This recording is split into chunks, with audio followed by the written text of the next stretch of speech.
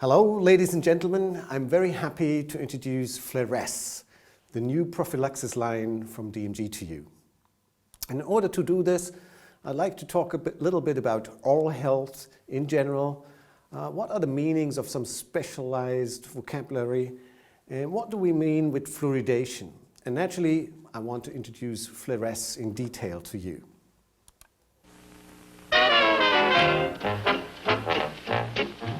When Cutie Katie makes a scene, she wears a smile brush 3 ways clean. Cleaner breath, cleaner taste, cleaner teeth, 3 ways clean is Colgate Clean. When handsome Harry joins the session, he makes a real cool 3-way impression. Cleaner breath, cleaner taste, cleaner teeth, 3 ways clean is Colgate Clean.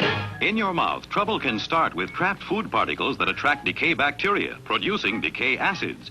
Colgate with activated Gardol foams as you brush, helps foam away food, decay bacteria, and decay acids. Regular Colgate brushing for most people instantly helps stop bad breath that starts in the mouth. I had the Colgate girl and boy. Brush 3 ways clean to both enjoy. Cleaner breath, cleaner taste, cleaner teeth, 3 ways clean is Colgate Clean. Help fight decay with Colgate. 3 ways clean is Colgate Clean. Well, it's not so long ago actually that toothpaste was not in everybody's mouth. But nowadays we are talking about health. And health, the experts say, and future-oriented experts tell us, will be the buzzword for the new century.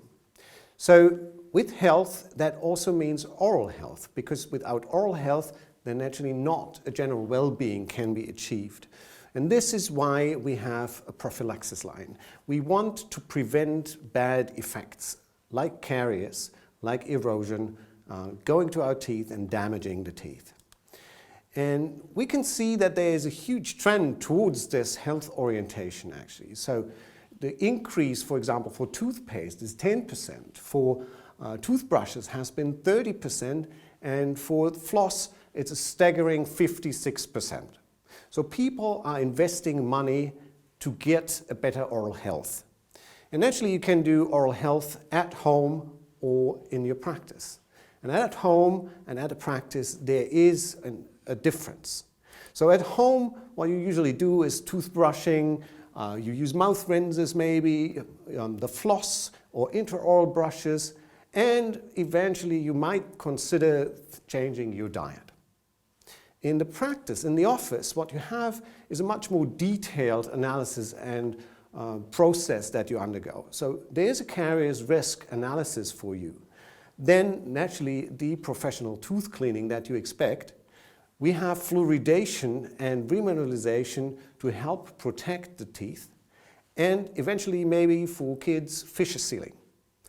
And in a good prophylaxis session you will also find some education. So you will be educated towards a better oral hygiene and you will be trained to do that.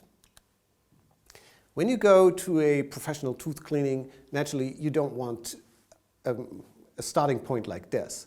But what we all want is the nice clean feeling that you have when you exit that professional tooth cleaning. So this is what we want to achieve today, and this is where we invest money and try to protect the teeth. And that's the key word. We'll start a new session talking about teeth and clarifying some topics in the next session. Thank you.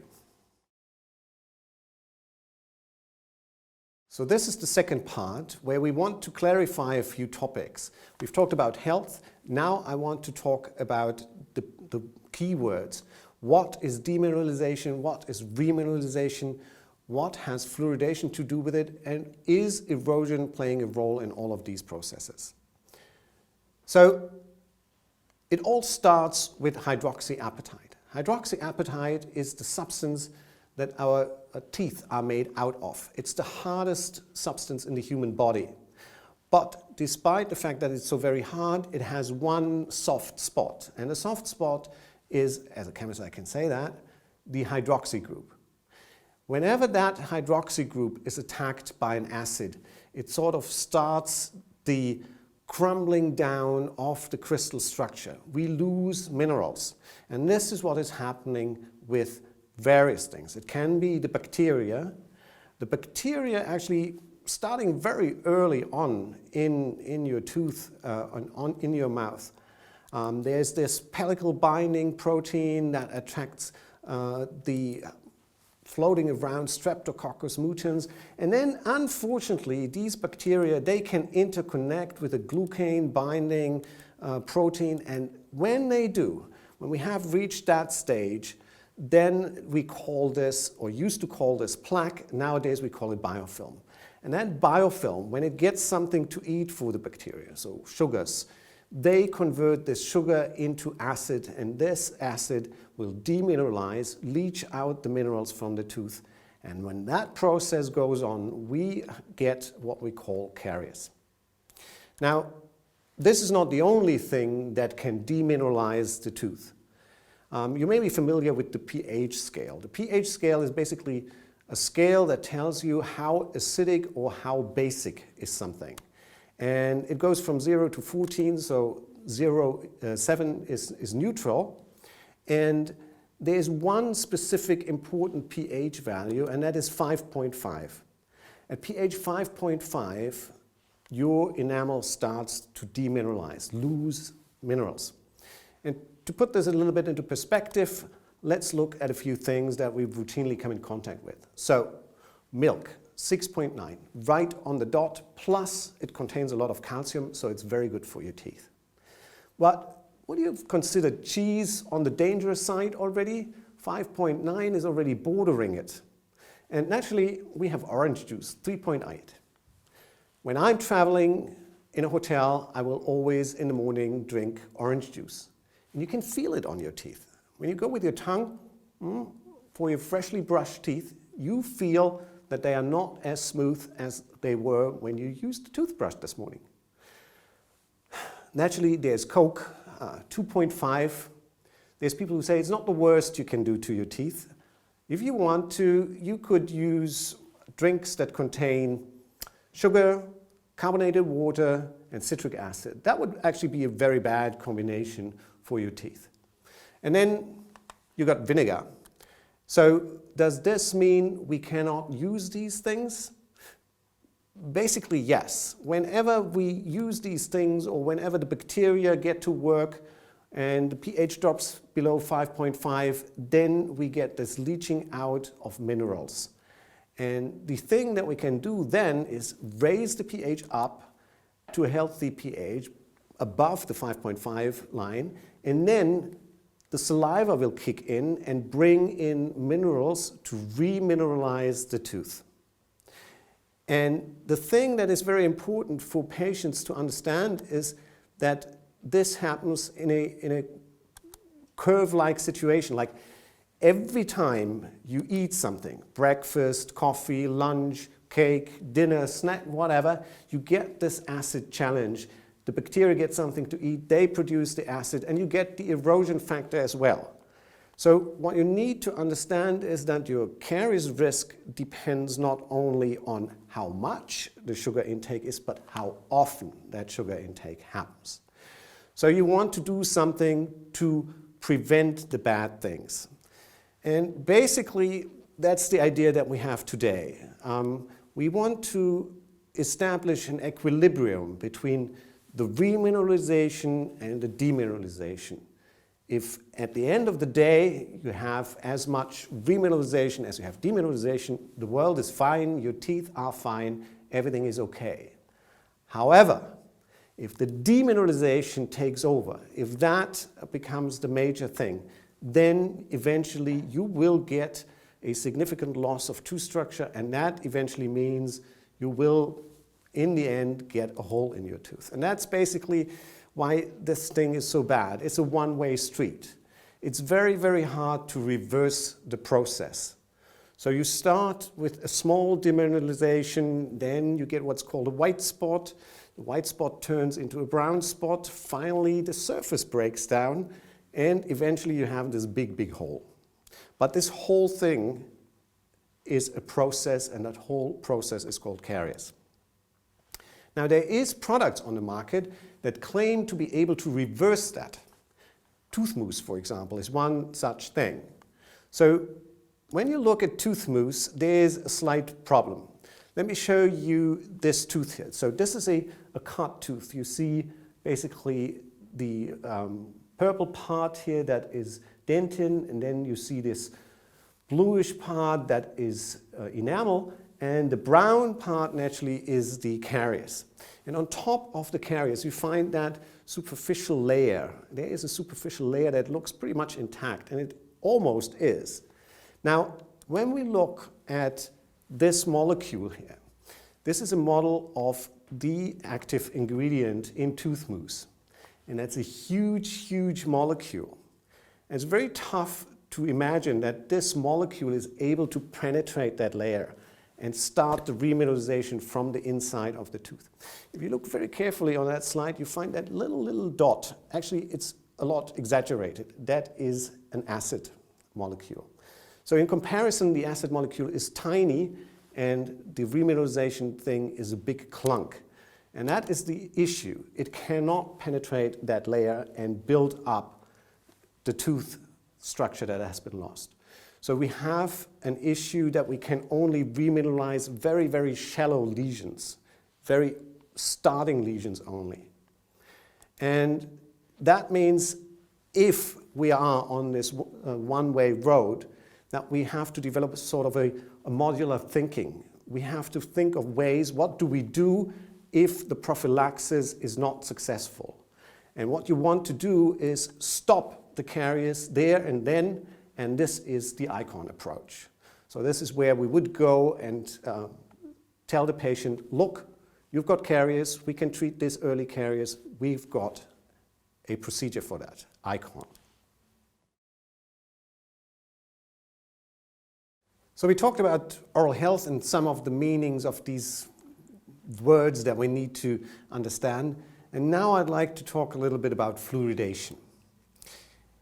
In the video that you saw in the beginning, they talk about toothbrushing and Gardol and whatever.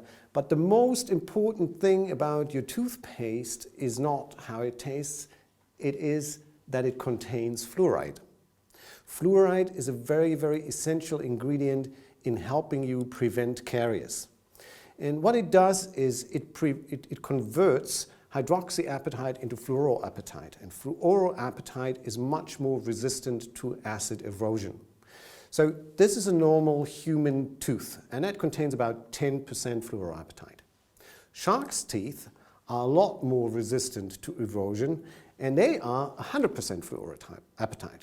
So if you think that it can't get any better, wait a second, we can fluoridate natural enamel. And if we do this with the help of Fluoresce, for example, we get fluoridated enamel, and that is actually a lot better even than shark's teeth resisting the acid erosion, whether it's from your drinks and food or from the bacteria. So fluoridation is a very interesting means of doing that.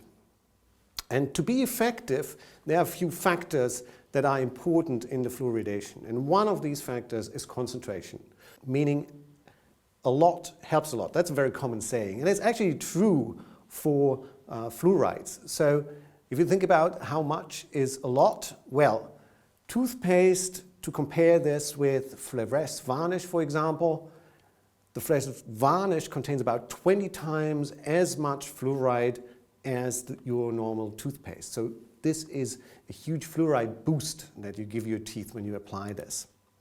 But you can actually overdose anything.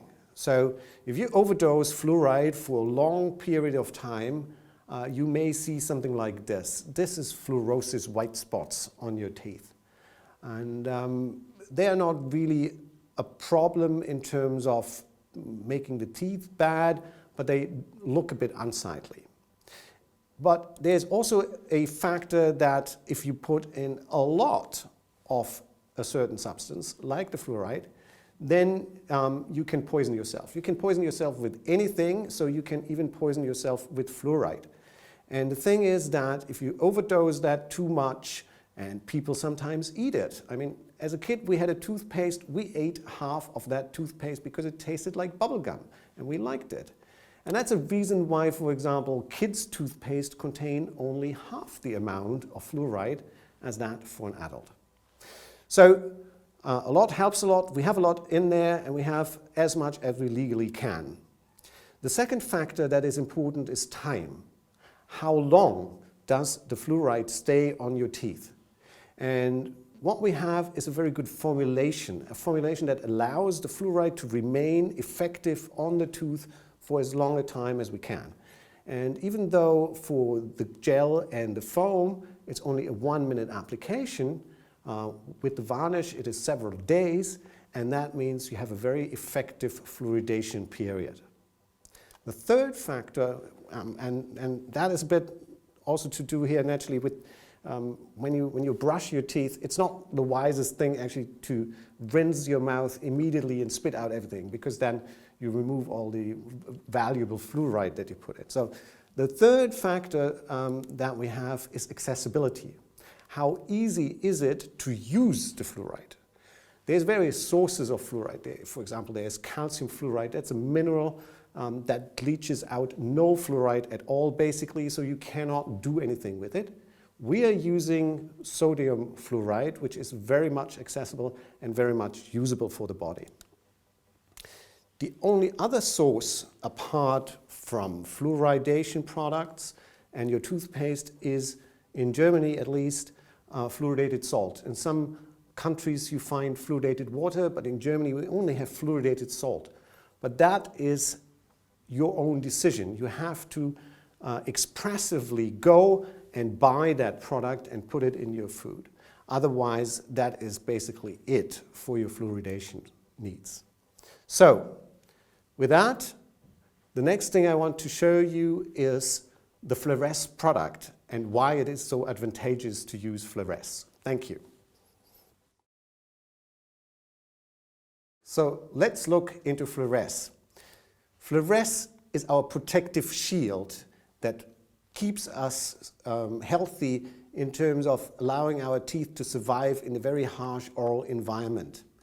And when you go to a prophylaxis system, you will find that in this seating, prophylaxis products are used at various stages. So the initial thing is naturally that you get an examination, that you will be assessed as to your caries risk. If you already have these concrements, if it's really hard calculus on your teeth, scaling will be necessary. This is typically the most ugly thing that you can undergo in this session. And then it gets more pleasant, then you do a cleaning. And for this cleaning, you need a prophylaxis paste. And after that cleaning, you will polish the teeth so that they are really nice and smooth again. And both the cleaning and the polishing will be done with a prophylaxis paste.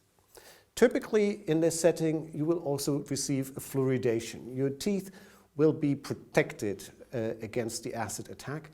And you usually do this with either a foam or a fluoride gel.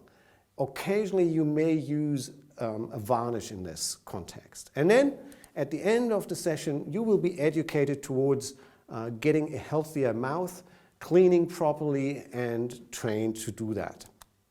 So, as we've seen in a prophylaxis setting, the products are used in a different context, and they may be used together and as a system. And this is why we have the DMG Fluoresce prophylaxis line as a system. So we have a fluoride gel, we have a fluoride foam, we have a fluoride varnish, and we have this fluoride prophylaxis paste. And let's look into this a little bit more. The Fluoresce prophylaxis paste comes in 3 different grids, and this is nothing really astonishing. So it's the usual cup, it's the usual application procedure, you put it on the teeth. But at that moment, it becomes very, very important and very distinctive from other products, because what you don't want in this setting is that, first of all, your product is drippy. If the product drips, it's ugly, it's nasty, you don't want that, and we don't have that. The second thing is even more of a problem for the dentist.